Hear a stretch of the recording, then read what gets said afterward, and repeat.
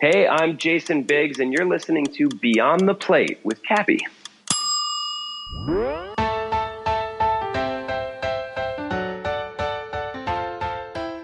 I'm an aviation geek. I subscribe to different aviation-themed newsletters, the magazines. Jenny calls it my plane porn, just magazines with pictures of airplanes I could sit and read for hours and hours. Season 3 of Beyond the Plate is presented by Martin's Famous Potato Rolls.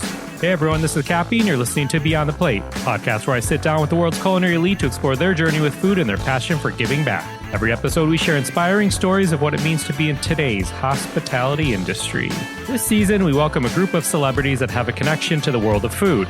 Whether they host a food show, have a cookbook, or simply give back through food, we're excited to have them join us on Beyond the Plate. Season 3 of Beyond the Plate is made possible with the help of our friends at Martin's Famous Potato Rolls. Martin's Potato Rolls are the #1 branded hamburger bun in America, and as I like to say, they can make almost any burger taste better. I have to confess, I recently had a family barbecue in Tulsa, Oklahoma, where my father-in-law lives, and I had a big package, well, it was actually 2 boxes, of Martin's products shipped to Tulsa, because they aren't there yet, hopefully soon. Anyway, it made the barbecue that much better. Martin's believes in giving back to their community. They support hundreds of charitable organizations such as food banks, after-school programs, disaster relief, and others. To learn more about Martin's, visit their website at potatorolls.com or follow them on social media at Potato Rolls. Martin's, we thank you. Okay, back to it. For this episode, we sat with the one, the only, Mr. Jason Biggs. We caught up with Jason. It was only me on the line. I caught up with Jason. He was at home in New York. We chatted mostly about his life in food, as little Jason Biggs up to the current Jason Biggs. Talked about a recent trip to Israel. His wife just got bat mitzvahed. Super funny story. A recent pizza tasting or pizza crawl. I don't know how we want to phrase it, but we talk about New York pizza, I don't know, for like half of the episode. I exaggerate a little, but we talk about it a lot. We talk about what he cooks at home, what his wife cooks at home, about his kids, his wife Jenny Mullen, how hilarious she is and how great of a writer she is. If you don't follow Dictator Lunches on Instagram, you must. And last but not least, how they give back to their community. Oh wait, also, he's on a new show that's coming out soon called Outmatched. Check out the trailer on YouTube. It's hilarious. All right, for the more formal stuff, Jason Biggs is widely known for his role in the American Pie film series. Yes, that Jason Biggs. His talents span across film, television, and stage. Next up, as I mentioned for him, is the Fox live action family comedy Outmatched. He was most recently seen in the independent film Who We Are Now, opposite Julianne Nicholson, which premiered at the Toronto Film Festival. He was in Orange is the New Black. He is the voice of Leonardo in Nickelodeon's Teenage Mutant Ninja Turtles TV series. And most recently, Biggs also starred on stage in the Heidi Chronicles as Scoop Rosenbaum on Broadway. Dum-de-dum, just a couple things here and there. I'll stop there, but please enjoy this conversation, because I sure did, as we go Beyond the Plate with Jason Biggs. Hey, man, how are you? How you doing? I'm good, thanks. I'm good. How are you? I'm doing well. Thanks for hopping on the line. Where are you now? In New York. We live in New York at the moment, so that's where I am. It's nice and rainy here. You're in Chicago, you said, right? Yeah, I'm based in Chicago. I'm on the road a ton, but here now. So when I talk to friends about you, the thing that people seem to love most is when you're on a talk show or on your Instagram feed, it all feels very real and hilarious. Oh, that's awesome. Have you always been an open book like that? That's a good question. I like to think so. I've probably become more so as an adult, as I've gotten older, I'm sure. And in particular, since I met my wife, who is sort of the definition of an open book, I'm sure I've been inspired by her to be even more honest. But even before, it's part of the reason why we actually get along so well is because we both sort of came to the table with very open personalities and very transparent.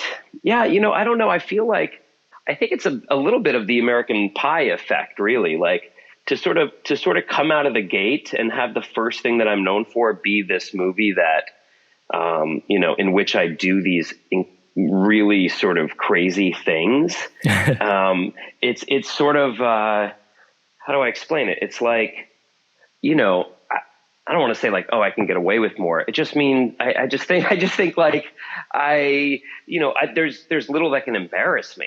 Right.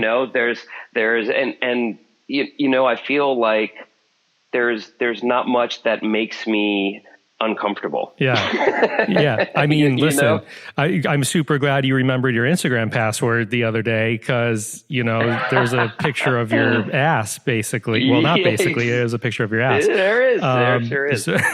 So no fear in that, I suppose. Yeah.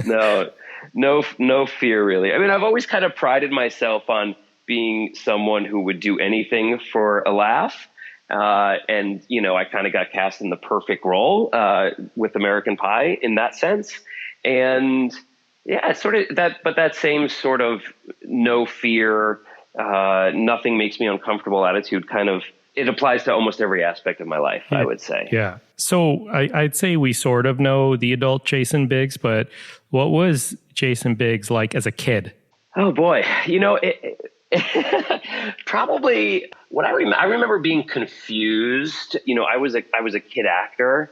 I started when I was 5 years old in New York City. So I was like a professional at a very young age, but I was also, just trying to be a regular kid and had, went to a normal public school in New Jersey in the suburbs. And, so I was kind of like living like these two sort of separate lives. On the one hand, I was like a professional actor working with adults in New York City. And then on the other hand, I was living in small town New Jersey as I was just a regular kid playing sports and going to school and trying to make friends. So to say that was confusing would be a bit of an understatement, but it certainly made me who I am today. I mean, that's for sure. I mean, it certainly made me an outlier in terms of Hollywood. And by the time I, was cast in American Pie, I'd already had sort of all this experience under my belt. But otherwise I was, if you take that huge component of me being a professional actor away, I'd say I was a normal kid. I was, fairly normal kid. Nothing too extraordinary or atypical about me. So take us to your family table in New Jersey as a kid. Do you have some memories that stick out? Oh, sure. Well, I grew up in an Italian-American household. In a very Italian-American neighborhood in New Jersey. And so, Sunday was sort of the big day for us. I was a latchkey kid. Both of my parents worked. I'd come home after school and, you'd sort of make yourself a snack. And then, if my mom got home in time, she'd quickly put dinner together. Sometimes, maybe she cooked the night before and froze something, or maybe she cooked on the weekend and she froze something and we would have to take it out and defrost it ourselves, or, so during the week, things were sort of unpredictable and kind of scattered. And, mostly it was my mom sort of rushing something together, but, always getting us fed, Yeah. But then the weekends, obviously, from what I remember, there was certainly more effort put into it. My mom would, on Sunday get a sauce going and, some pasta, depending on the time of year, maybe there'd be a London broil going or a pot roast, something, but Sundays tended to be a little bigger. And of course it were early dinners, Sunday, for an Italian-American household, we're talking about a 2 p.m. dinner, Sounds like my Thanksgiving every year. Exactly right. Yeah. So that I remember those Sundays very fondly. Yeah. Yeah. Nice. So was mom the main cook at home, or did dad ever cook? Yeah. Mom was the main cook. Dad never really cooked, although I remember stories. So when my I would have to travel for work when I was a kid, and I'd move places for months at a time, depending on what job I had. And there was a stretch where my mom and I were living in LA while I was doing a TV show. And so my dad was back with my sisters, and, and he was, in charge, I guess, of cooking. And, what my mom would try to do was every time we would come back home, my mom would literally just cook like for days and freeze as much stuff as possible for my dad. But my sister always recalls, still to this day, makes fun of him because he would make the spaghetti, but she called them stuck in spaghetti. Because he would make this pot of spaghetti, and then all of the pasta noodles would be completely stuck together. And you'd pour the sauce on it, and then you'd go to eat it, and you'd just like pick up, and it would just be one huge thing. All the spaghetti would be stuck together, because he forgot to put olive oil or butter in the pasta after, before you put the sauce on. Yeah. It never occurred to him, Did you ever help cook when you were a kid? Not really. A little bit. We would sometimes get put on whenever we were having like meatloaf or something that required a gravy. We were in charge of gravy, of stirring the gravy for, because it was sort of it was a task that, was really boring. And, my mom would be busy doing something else, paying attention to the side dishes. And I'd be standing there on a stool, just stirring the gravy for, however long. Nice. So I know you're super into food, but do you remember the first thing that you ate that you were like, holy crap, that's good? I remember the first time that I had crab legs, because it's funny, my dad is an amazing eater in terms of quantity. This is a little dude, all right? He barely breaks 5'5". But he literally, at his old job, they once flew him to Chicago, actually, to have a steak eating contest with a guy in the company's Chicago office. I forget where. They might have gone Gene and Giorgetti or something.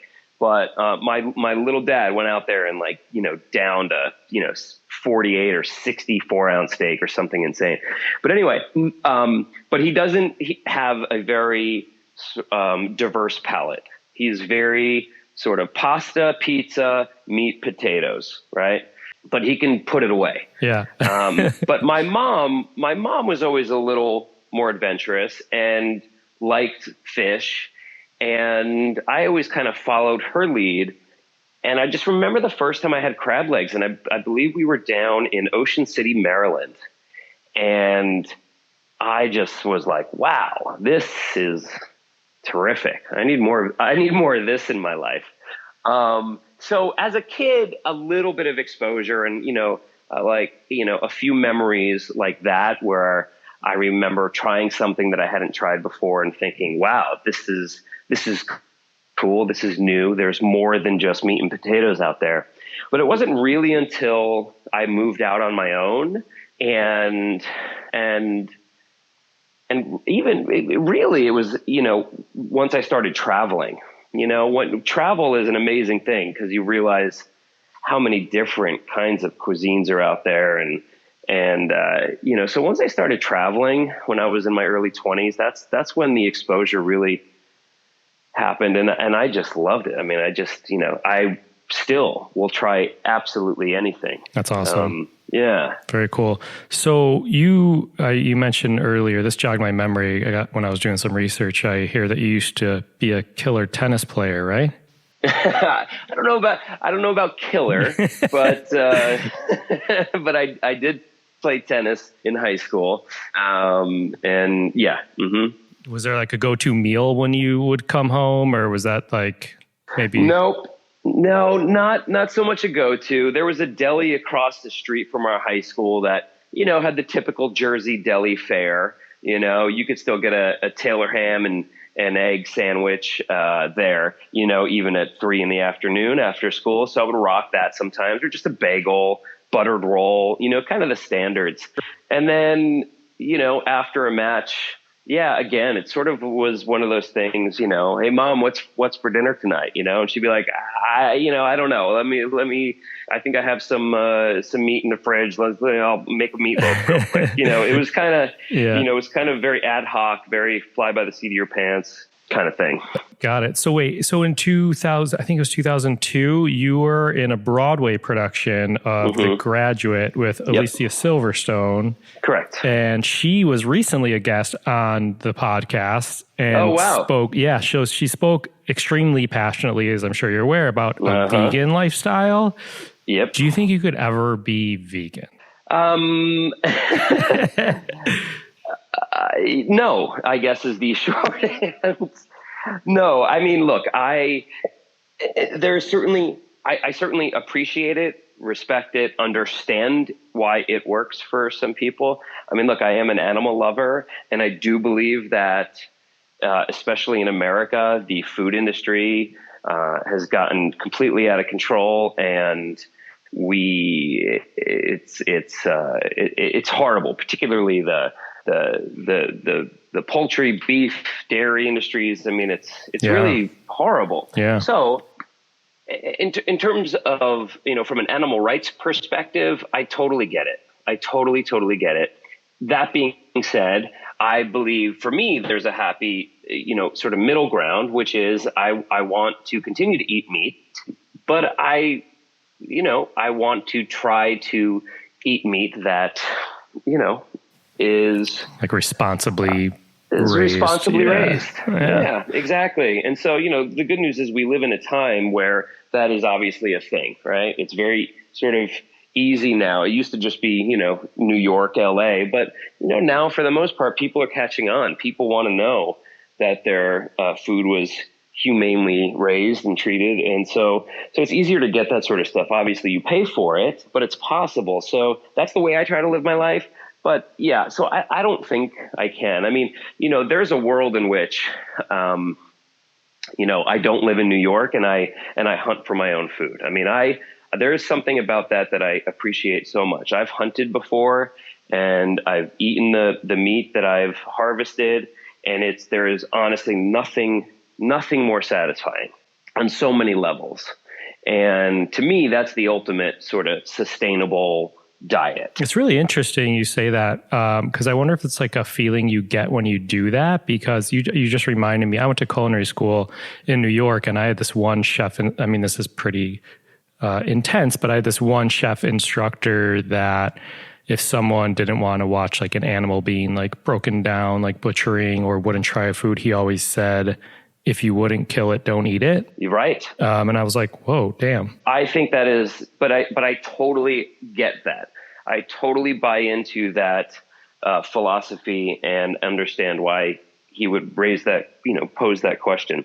It makes a lot of sense. Yeah, I wish I could do more of it, honestly. I wish I had more of an opportunity to do that. But, I once hunted an elk, and, these are big animals, and he was about 700 pounds, and I probably got about 200 pounds of meat out of him, and I had a freezer filled with meat that my friends and family and I shared in that bounty for the longest time. And it was amazing. And every single time we ate some of that elk, there was something so, it was even more delicious. Granted, elk is incredible meat to begin with, right? It really is flavorful. It's lean. It's beautiful meat. But there was something extra special about that, knowing that I had, harvested it myself. There's something really cool about that. Yeah. Satisfying. Yeah.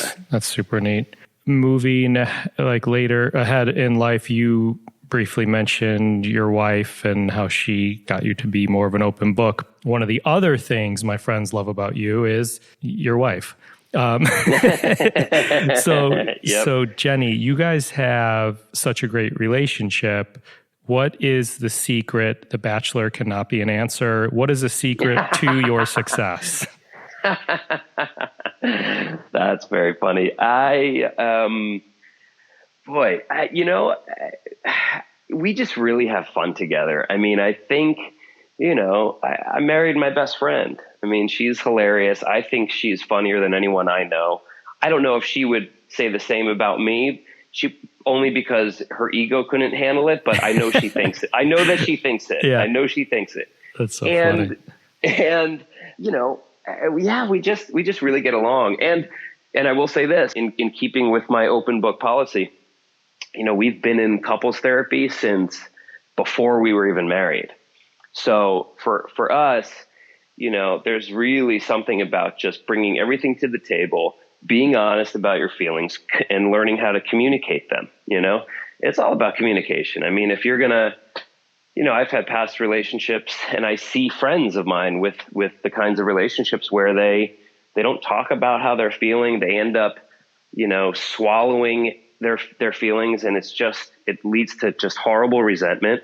And then eventually it just all blows up, So if we can kind of just sort of put out the little fires as they rise, it makes it so much better in the long run, So I don't know. I found that that's sort of, we've been able, I mean, it's easier said than done, but for the most part, that's what we've been able to do. That's sort of our philosophy. Sure.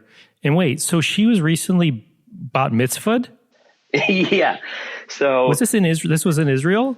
It was, yeah. So we went to Israel for her 40th, and she brought up the idea of getting bat mitzvahed at the Western Wall. And, I had organized this entire trip for her. And first of all, it had been kind of a pain. She was, she was a real pain in the ass about this trip because she couldn't quite land on where she wanted to go. For me, last year for my 40th, it was very simple. I knew exactly what I wanted. We booked it. We were done. Jenny was really, she just couldn't decide. And so by the time we finally landed on Israel, time was, we were already sort of crunched for time. And I put this trip together, not trying to pat myself on the back, but whatever. I got the trip organized, booked restaurants, did all this stuff. And then she brought up, it might be cool to get bat mitzvahed at the Western Wall. And I was like, wait, what? And she's like, don't worry. I already talked to somebody who knows someone, and I'll deal with it. And I said, okay, fine. No problem. So I booked the rest of the trip, handled everything. And then wouldn't you know it, about a week and a half before we're going to leave for Israel, she's like, so anyway, would you mind looking into finding someone who can do the bat mitzvah at the wall? I was like, wait a minute, what I thought. So anyway, ended up finding a rabbi, actually an American guy who's been living in Jerusalem for 40 years now, and he did it. He did this amazing service for Jenny at the wall on her 40th birthday. It was really beautiful. It was really just a very cool experience. Really moving. That's super cool. Wait, so this was recently, This was last week. So I'm sitting here emailing you about scheduling a time when you're in freaking Israel, like in your wife's getting so. Yeah, I'm a jerk. Thanks. No, listen, man, that's the beauty of email. It's like you never know. It's just kind of you send it out into the ether, and hopefully you get a response back. Yeah, I was emailing, and then I went on Instagram, and I was like, wait, what? I'm like, what an asshole. His wife's getting bat mitzvah, and I'm like, let's schedule a time. Funny. No worries at all. All right. So let's talk pizza. The lovely world of Instagram. Your wife's Instagram story. Was that her father that was just in town? That was her father. Yeah, so that was her father. Did you order in from multiple places, and like this continued on throughout the weekend going to places? So no, so it just was, we had gone, I took him to a few different places over the weekend, but it's funny. Her dad let me give you a little backstory about her dad. First of all, he's a doctor. He's a health freak. Okay. The guy is, I don't know if you could tell from her video, the guy is 74. He's ripped. Okay. He swims a mile every morning. He walks and runs every day, bikes. He eats really, really well, but he has certain things that some quirks, like he every morning eats a Granny Smith apple with Jif peanut butter. Okay. And the man loves bread and pizza, loves it. Right. So he clearly didn't get the no carb memo. He kind of skipped that whole Atkins thing altogether.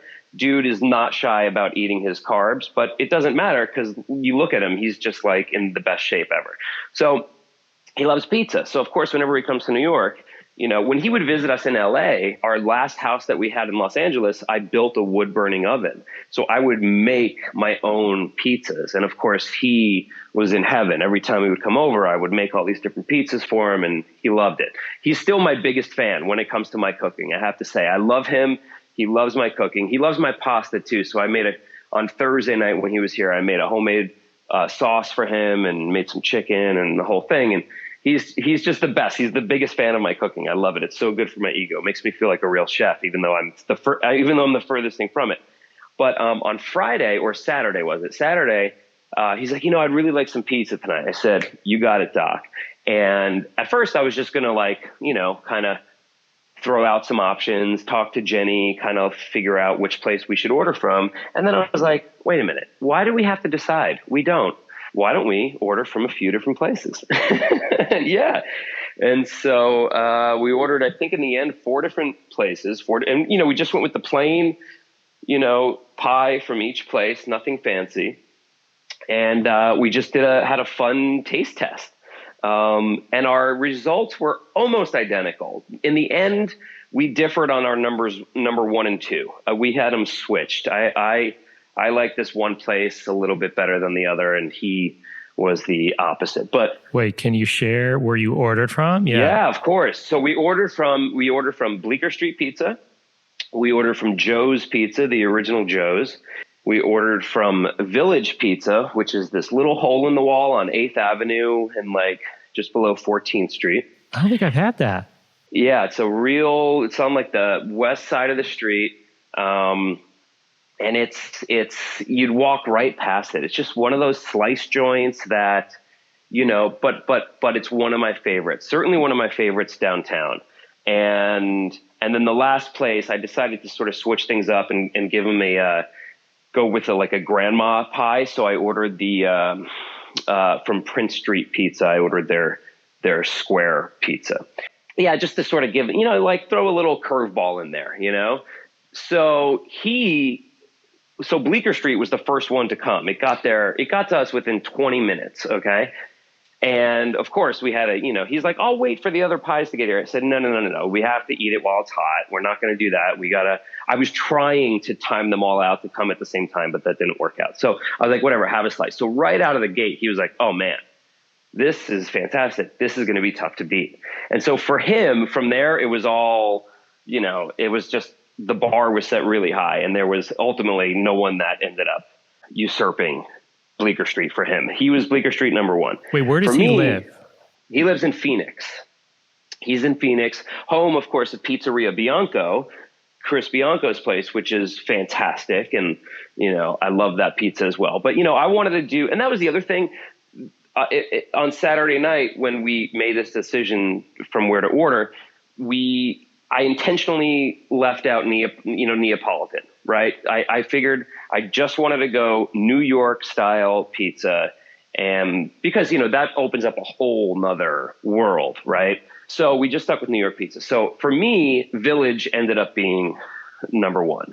Bleecker Street was great, but for me, Village has a really sort of perfect, even distribution of cheese, has a bit of a chewier crust, which I like, a softer, chewier crust. Bleecker Street's got a tangier sauce, which sometimes I like, sometimes I'm not as into the tangy. But yeah, Saturday night for me, Village Pizza was number 1, and then Bleecker Street number 2, and then followed behind by Joe's, and then Prince Street brought up the rear. Nice. So, I will be going to Village Pizza for sure. My next trip to New York. You got to try it. It's just it's cash only. And by the way, that was the only one. The other 3 places I ordered off of apps. Seamless or Postmates or Caviar. Village, you got to call up. You got to tell them your address, and you got to have cash when the guy shows up. Just as if it was 1984. I was just going to say. Okay, so this is hilarious. Not to sidebar or take time on this, but my wife and I lived in New York for almost 4 years. When we moved back to Chicago, it's been like 9 years now. everyone's like, oh, you got to go here for pizza or here for, whatever. And we're from here, so we know, or we thought we knew what we liked. Right. So we're like, you know what? We're going to do a pizza off. And so we ordered deep dish pizza, 1 cheese, 1 sausage from 5 different places. Ooh, and nice. I picked them all up and I put them all in blank boxes so nobody knew what they were trying. No way. And so made everyone go through the line and put, just ranked them 1, 2, 3, 4, 5. Yeah. Mm-hmm. But the funny thing is everyone thought they knew what each of them was, but they're like, that's Lou Malnati's hands down, but it wasn't. It was Paisano's, which is very similar to Lou Malnati's. So it was super fun, but we wound up doing this for ribs and mac and cheese and Chicago Italian beef. So we did it for fried chicken. I'm telling you the story because we did it for fried chicken, and Chef Lee Wolin from Chicago. Of course. And so Lee's like, dude, let me make you fried chicken out of my kitchen, but we're not telling anybody that I made it. So we got fried chicken from 4 solid Chicago fried chicken places. And then Lee made one. And of course he killed it. And everyone was like, where the hell is this from? Because it was seasoned and herby and delicious. And I was like, that's Boca's fried chicken. They don't sell it. It was super fun though. Oh my God, that's amazing. Meanwhile, I want in on that. I gotta hit up Lee, dude. I want some of that Lee Wolin fried chicken. It's so good. So his newer place, Somerset in Chicago. Oh, the Somerset has it, right? Well, Somerset I think has it, and I feel like it's the only thing people ordered, so they moved it to only Sundays, but he does a version of it as a fried chicken sandwich on the lunch menu, and it is out of control. Yeah. Oh my God. Really good. Dude, he crushes it, man. He's so good. He's super talented. Yeah. Yeah, I love eating his food. A podcast about pizza. No, I'm just kidding. All right. So does Jenny cook too, or do you guys order in a lot or eat out mostly, or kind of a combo? I'd say it's a combo. I'd say it's pretty evenly distributed amongst the sort of 4 components, right? Either I cook, she cooks, we order in, or we go out. I would say I might cook maybe I cook a little bit more than she does. I've also had, my schedule has allowed me to a little bit more. Jenny is pretty disciplined in terms of her writing schedule. So she's kind of off writing. And if sometimes my schedule is clear in the afternoon, so I can kind of invest a little bit more time into doing a full meal. For example, making sauce and everything the other day when Jenny's dad was in town, I had the afternoon, so I did a whole thing. Jenny also, how do I explain this? I have more recipes. I also am good at following recipes if I want to try something new. Yeah. Jenny is way more abstract, not just in her, cooking, but in life, I guess. Off the cuff? Off the cuff, and more just what Jenny's great at? Jenny's great at a one pot, meal. She's great at soups. She's great at stews. She's great at salads. She's great at anything where you can just kind of throw a bunch of stuff in a pot, season it up, and kind of add or take away as you need. When it comes to following, when it comes to math, forget it. She's like, I'm out. Math doesn't belong in the kitchen. She's like, I want no part of this. Whereas I'm very precise. I mean, I have, I have an immersion circulator. I sous vide my meats. I like the precision and the math and the technological components to cooking. So we just have different approaches. And then, of course, in New York, it's obviously super easy to get anything you want here by ordering, and now made even easier with the proliferation of all of these apps. And then, it's we try to, even though we're kind of homebodies and we're lazy, I just love going and trying all the new restaurants. So I'd say we get out maybe once a week. We try to. Any recent favorite places? I got to tell you, it's not super new. It's new-ish, but Auto Mix. I'm dying to go there. It's the Korean place? Oh, man. Dude, it is legit. I need to try that. This is their second one, right? Yeah, they have Auto Boy, and now this is their second one. And this one's a more, fine dining tasting menu situation, and it is dynamite. They're killing it over there. All right, I gotta try. They're killing it. That's good to know. But I'm behind, man. I'm behind. I had some, all for good reasons. I was working. I was busy. We've been traveling a lot, so I haven't. I'm a little bit behind on my spots here. I got some catch up to do. In fact, there's a place I really need to go, imported from your town, Au Cheval. He just opened up down in Tribeca, and of course I'm dying to get my hands on that egg burger. Yeah. So got to get down there. Yeah. Do you guys have that like never ending dinner discussion or decision? Like my wife and I, it's like, hey, what's for dinner? Where are we going to go? Yeah, I don't know. Mm-hmm. What do you feel like? I don't know. What do you feel like? I could do a burger. No, I don't want a burger. I could do barbecue. No, I don't want barbecue. Well, what do you want? I don't know. Yep. Oh, 1,000,000%. And then you're annoyed at the other person for not coming up with anything, but then they come, or you come up with something and they keep putting the kibosh, but then they're annoyed at you for not coming up with something. And you're like, wait a second, I just presented 5 options to you and you said no to all of them. So why am I in trouble for not coming up with a dinner plan? Thank you. Yeah. So annoying. Yeah. We have that all the time. Now, do you have kids? I have 9-month-old twins. Oh my God. Wow, yeah. Dude, congrats. Thank But what's you. interesting, 9 months, so they're, either, not my business, but they're either breastfeeding or on formula or something, I presume, right? So they're not really, they've probably started to have some solids, right? Some stuff. But once they are legitimately part of the dinner conversation and you have to figure out, the whole thing changes. Enjoy the freedom now while you can to be like, oh yeah, barbecue, burger, whatever. Because once you're ordering for them or cooking for them, not only does the timing of it all change, right? Because now suddenly Jenny and we don't eat dinner past 5:30, even when we're going out by ourselves. You know how you could get into any restaurant. Well, that's what I was going to say. Like all these new spots, it's like you try to get in, it's like 5:30 or 10:30. It's like we're psyched. Like perfect. We're like amazing. We'll take a party of 2, 5:30, please. I always say, I say to Katie, my wife, I'm like, I can't wait till like they could just eat the food we eat, but I'm always like, wait, maybe I can wait. Like I was saying, I'm like, I can't wait until they're down to 1 nap so we could go like and do anything. But I'm like, wait, maybe I can wait because that second nap time is nice to get shit done. Exactly. Yep.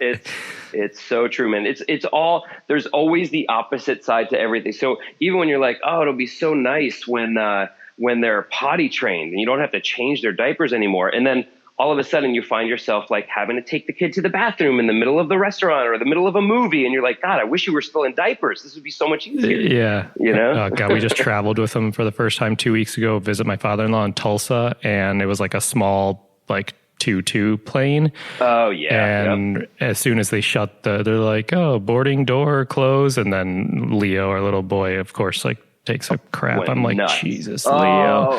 No. And then I had to wait till we were like 10,000 feet or whatever and change him in this like tiny bathroom. I'm like, this is not fun, but I could say I did it. Nope.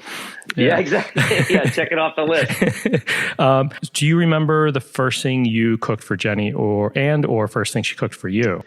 Let's see. First thing I cooked for Jenny. Oh my goodness. I think the first thing I cooked for Jenny, because we met in the summer, so if my memory serves, and it also just makes sense. It's sort of in line with how my summers in Los Angeles were, but I barbecued a lot, right? So I think the first thing I cooked for her was a piece of fish on the grill. I think a piece of salmon. And then of course I had a steak as well. She's not much of a steak eater. So that was probably the first thing I made for her. Jenny, for me, it's actually a very funny story about how on one of our first dates, she was like, maybe like our 3rd or 4th date, I guess. She was like, I'll cook for you. And I went over to her apartment and she had a Thai food. It was gorgeous, like curry, like a yellow curry and some rice. And, it was like, there was like wrapped in banana leaf. And I was like, wow, this is amazing. And she totally was like, yeah, I just kind of threw it together. And I was like, well, really? This is like amazing. And then of course I discovered the takeout containers in the kitchen later on. And I was like, wait, were you not going to tell me? She's like, no, of course I was. I was like, no, you weren't. You were literally going to try to like get away with lying about cooking Thai food. You little shit. She's like hiding takeout containers in the microwave. Yeah, she was. She was like, well, I was trying to impress you. I'm like, oh my God, that's insane. But I do remember remember, Jenny is very sort of like, kind of anything goes, not a lot of thought into preparation, just like, here's some food, here's some fire, let's marry the two and eat some food. So like, I do remember she was staying in this apartment complex, and I went to go over there one night, and she had just like gone to the store and picked up a bag of shrimp, and she literally like just opened the bag of shrimp and just dumped it out onto the grill. Like there was no, seasoning. There was nothing. And as each shrimp cooked, she would take it off and eat it. So there was no plates. There were no plates. There were no napkins. There was no seasoning. There was absolutely nothing. It was just shrimp dumped onto the grill. And then so I was just like, it was kind of every man for himself. And I'm just sitting there, like literally pulling shrimp off of the barbecue with my hands, eating them. So that was like one of the first meals she cooked for me, not the Thai food debacle notwithstanding. That's so funny. Okay, yeah. So we were talking about kids a minute ago, and you have two sons. So Jenny's all over their school lunches, which she has this dictator lunches, yeah. Which is insane in an amazing way. I guess I have like a boatload of questions. Are there like major likes and dislikes with your kids in eating, or family rules when it comes to eating with them? No,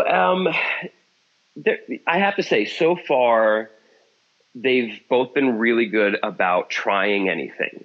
We've kind of instilled in them this willingness to try something at least once. And then if they don't like it, we're not going to be the parents that sort of force them. Like, you're not getting up until you eat all of your so-and-so. I mean, we kind of, it's more like, look, if you're not going to eat, that's your dinner, So I encourage you to eat it. And 9 out of 10 times they finish their plate. We had Sid's first nanny when he was born was from Guatemala. And so Sid has been eating rice and beans and pupusas, homemade pupusas since he could, eat solid food. And so he's got a really kind of interesting palate. He likes sushi. He goes for it.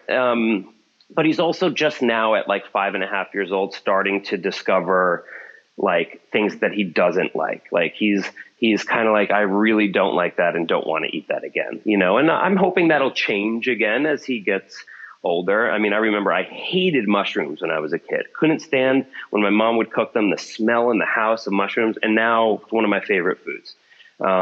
So I know it's all going to change and stuff, but, and then Laszlo is just a beast. He just literally eats anything that's in front of him. I mean, it just anything goes with him. He's incredible. He's like my serious eater. But the dictator lunches thing, it's, for Jenny. These lunches, I encourage anyone and everyone listening to check out that Instagram. They look like if there was Michelin stars for lunches, like she'd have one for sure. Oh my God. That's sweet. Look, she's more than anything. I mean, it's not just the photos. You really gotta read the captions, because Jenny is a writer first. I mean, so it kind of started where, she wanted to make these lunches for Sid, and, it was her way of, connecting with him and sort of, because he would go to bed, and then she would be able to sort of make these lunches for him after he went to sleep. And it was, she would put little notes inside, and it was just a sweet thing. It just really started off pretty innocuous and innocent. And then she just started really getting into it, and she would start to see pictures online of other people's lunches and how they would do it. And she got all these, she got inspired from all these different sources. And so it took on a life of its own, and she created this Instagram page. And the captions, she creates these stories. Each sort of lunch is in theme. And she creates these funny stories. And so, she really makes a point to expose him to different foods. And, we don't always expect him to eat everything in the lunchbox. In fact, most of the time he doesn't. But at least, a couple times a week, there's some new thing that he's never seen before, and he usually tries it, and he might not finish it, but at least he's getting exposed to it. And I think that's sort of Jenny's biggest, that's what she hopes. And as do I, the most, is that he's sort of being exposed to all these foods. Because, look, I grew up, really not exposed. I mean, it was very sort of, like I said earlier, kind of pasta, meat, potatoes. Lunches at school were just a sandwich, brown bag sandwich, maybe an apple, maybe a Twinkie, and, that was it, man. That was sort of food.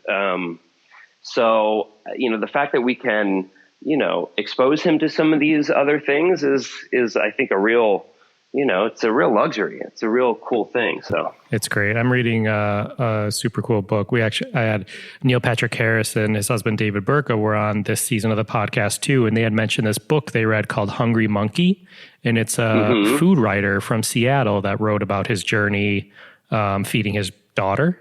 Oh, wow. And it's super interesting, and it's everything. It's more entertaining. I mean, I don't want to say I knew it all, but it's essentially a lot of what you're talking about, exposing them to things. Because, listen, my almost 9-month-olds, like if I'm eating something, they stare at it or they'll grab at it, and I could like say no, and keep them away. But I'm like, hey, all right, you want to try this lemon cake? Like, take a little bite, or go for it. So yeah, totally.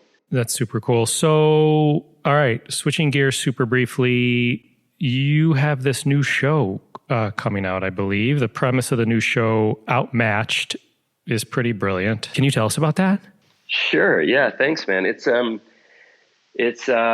Outmatched. It's a multi-camera comedy on Fox. It's going to premiere in January after the football season is over. It's going to be on Thursday night. Fox this year has Thursday night football, so it's going to be when the football season's over. We'll come in on Thursday nights, and the premise of it is really simple. It's I play a guy married to his high school sweetheart. The two of us are blue collar, South Jersey.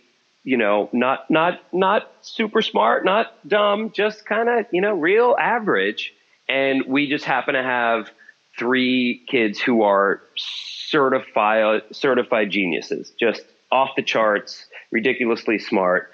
We have no idea how to communicate with them, how to talk to them, how to relate to them. The trailer's pretty hilarious. They're like aliens in our house. And then we have a 4th kid who's, not so smart, and she's our favorite. She's our favorite, of course. So yeah, it's that's the gist of it. It's kind of a Malcolm in the Middle meets Big Bang Theory kind of vibe, and hopefully it'll be fun. We had a great time shooting the pilot, so I'm psyched that we get to do a few more of them. Yeah, that's awesome. So what's easier, playing a dad in real life or on TV? Oh my God, on TV, way easier. Yeah, even despite the fact that I have in the TV show, I have like a 16-year-old daughter, which was not wonderful for my ego. I was like, there's no way anyone will believe that I could have a 16-year-old daughter, but apparently people buy it. But yeah, man, I mean, it's God. I wish someone was writing my lines for me in my real parent and child interactions every day. Yeah, that's funny. All right, so I have a few more questions under the social impact, giving back, which is a big portion of this. Like for this podcast, it's quite often chefs we speak with, and I always say how people don't realize how giving they are beyond what's on, a plate that you eat in their restaurant. So for this season, we've had some pretty good conversations, and I've come across some various things you've done, as I know many, celebs do, whether they're events or using their voice for something. But can you share any causes or organizations that you and Jenny are passionate about? I actually kind of alluded to it a little bit earlier. We're big into animal rights. It's funny, we're involved in a lot of charities, animal charities, specifically some here in New York. And a lot of our friends that are involved in these charities are either vegetarian or vegan. And, in that sense, we're kind of outsiders, but it's interesting because we still believe in the causes so passionately. We actually do a lot of work with PETA, and people think like, oh, okay, like Alicia, right? You think, you obviously have to be vegan and you have to, but we've done work with them on their campaign to shut down SeaWorld and get the killer whales sent to sanctuaries. We've done work with them in trying to get elephants out of the circus. So it's funny. We've done a lot of work with PETA, despite the fact that, I still eat meat. It's funny when I work with them and when I talk to my friends over there, we just try to, I just try not to mention it, But, the truth is, like, look, there's a lot of different ways that you can get involved over there. And, they'll take the help any way they can get it. So, yeah, so generally speaking, that's where our, that. And then now that we have kids, obviously, when it comes to kids and medical charities, we're kind of, we step up whenever we get asked, I mean, I imagine you probably get asked a lot to attach your names to projects. Is there like a way you generally decide, or? Yeah, if it's coming from, well, obviously if it's a charity that's close to our sort of, that either we've, either us or our kids or a family member has been involved with or has needed, obviously that's sort of the first thing. But if it's a friend coming to us who needs a favor, who needs help because it's something that he or she is passionate about, we 9 out of 10 times step up and do it. And, look, it's like, as long as it ties into our core belief system, there's nothing bad that can come of it, right? Like, why not? If we have the time, we might as well give back. And does she have her own foundation? So it's her dad and her stepmom have a foundation that's based out in Phoenix called the Mullen Foundation, and it deals with childhood obesity and food. It's food based and exercise based, and like I said earlier, her dad is a real sort of health nut, and and just has done amazing things for the community out there. He started a 10K 44 years ago that's still running every year. It's now a half marathon. It's incredible. It shuts down the entire downtown Phoenix for a Sunday in November every year. It's amazing. And so he does a lot of stuff like that, and we're involved with that as well. And that really aligns with Jenny's and mine, but really Jenny's beliefs about food and health. And so, yeah. If you don't mind me asking, is he specialized in children's pediatrics? Or? No, he's a DO. He's an osteopath, and he, but he's just always been very, he raised his kids to be very health conscious and sort of aware of what you were eating and aware of exercise. And, he just, for better or for worse, by the way. I mean, there's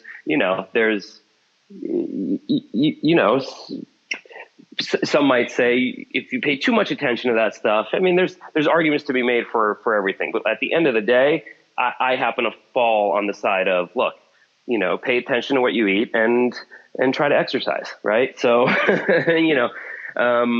so he's just always been involved. It's really cool. That's great. Yeah.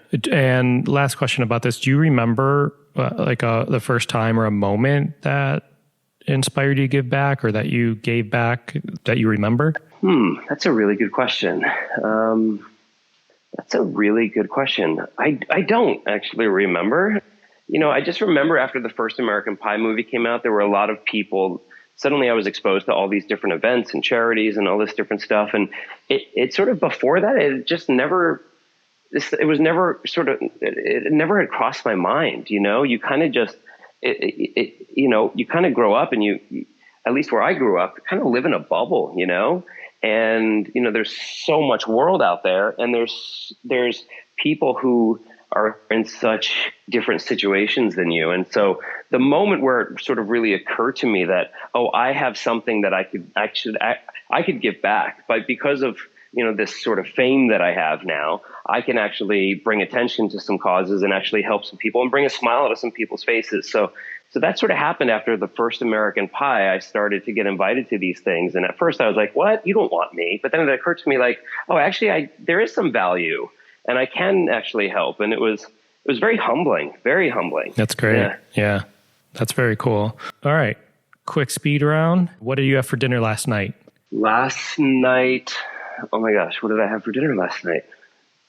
See, this is the problem with having kids.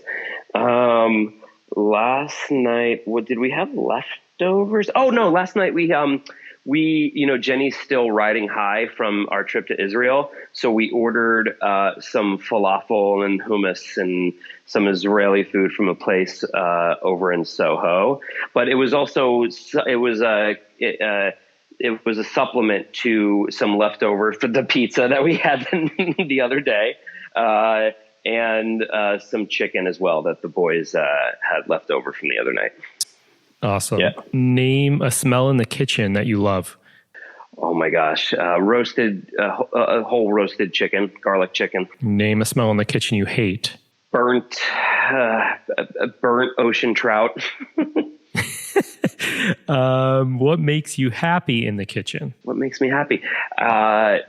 If I'm cooking multiple things at the same time, when everything is going and sort of in their sweet spot. So got one thing in the oven, one thing on the stovetop, or two things on the stovetop, and everything's mixed and done, and now everything's just sort of cooking, and I get to clean up. While everything's cooking, I get to put everything away. Thomas Keller, I'll never forget, he said, you clean as you go. You clean as you go so that when the food is served, you can actually sit and enjoy it with everyone. And that is something that has stuck with me so hard. So when I've got everything sort of made and it's cooking, I just attack the sink, and that's just sort of my happy place. So smart. Yeah. What's your favorite thing that Jenny makes? Soup. In the wintertime, she makes a kale soup. So good. What's her favorite thing that you make? I make a garlic pepper chicken that she loves. Awesome. Thank you. Looping back around to that number one, you reminded me, I wanted to say this earlier.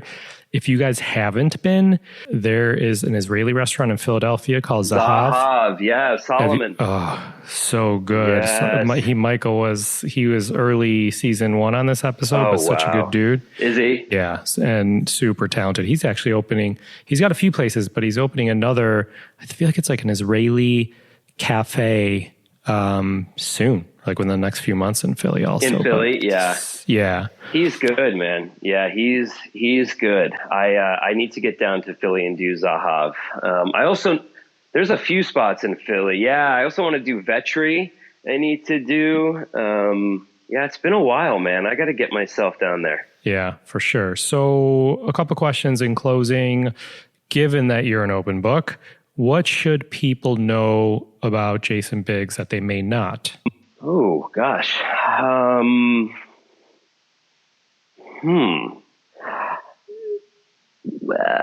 I'm an aviation geek.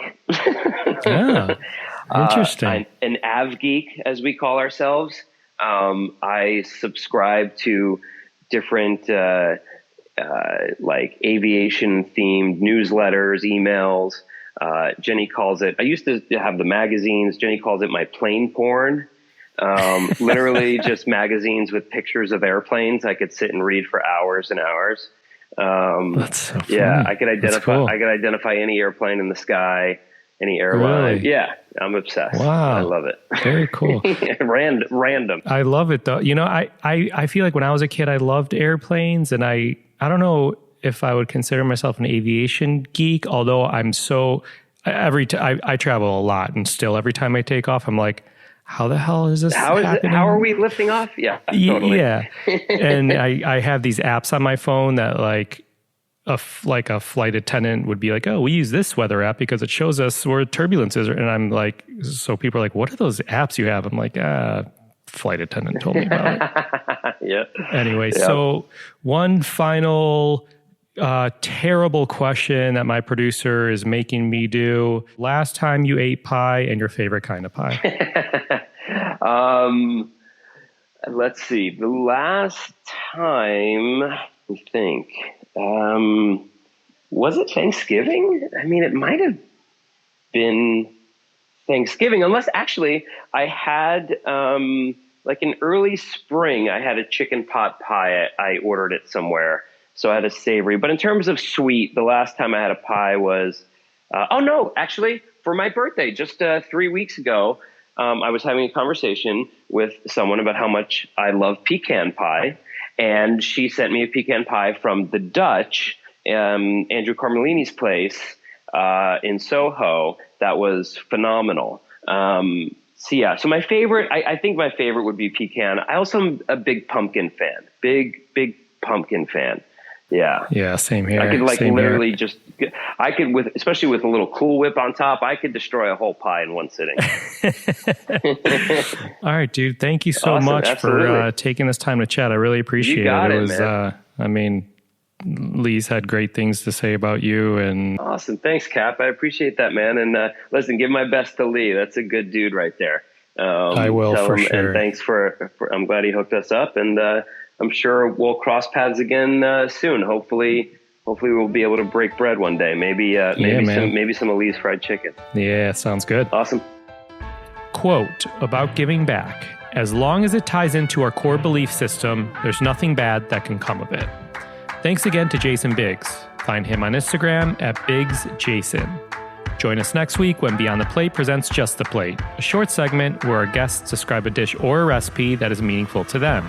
You can find me and keep up to date with this podcast across all social media platforms at On Cappy's Plate, or go to BeyondThePlatePodcast.com. Beyond the Plate is on Twitter at BT Plate Podcast, and we are on Facebook.